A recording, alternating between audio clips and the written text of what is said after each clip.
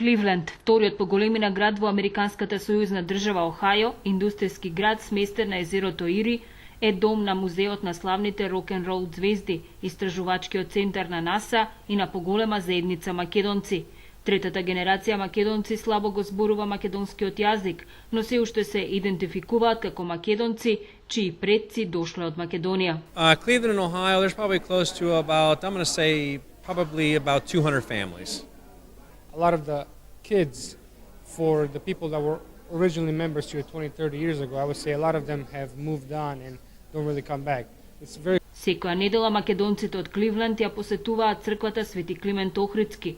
Отец Васил, како во секој храм на Македонската православна црква, е надлежен и за крштевки на новородените деца, како ова мало девојче, чиј татко е македонец по потекло, а мајката американка. Знаете, нашите луѓе се парохијаните тука, членовите се сврзани со родниот крај и често пати таму прават венчавки и таму прават крштевки, бидејќи кумовите, роднините, пријателите им се повеќето таму.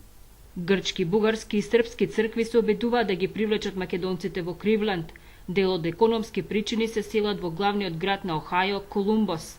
За да се зачува идентитетот на македонската заедница во Охајо, потребна е помош и од обединетата македонска диаспора. Да се инволвира заедницата повеќе во градење на или подобрување на билатералните односи помеѓу Америка и Македонија. Многу се заложија да се инволвираат во некои активности, така да целосно ова беше една успешна посета на обединетата македонска диаспора овде во Охајо.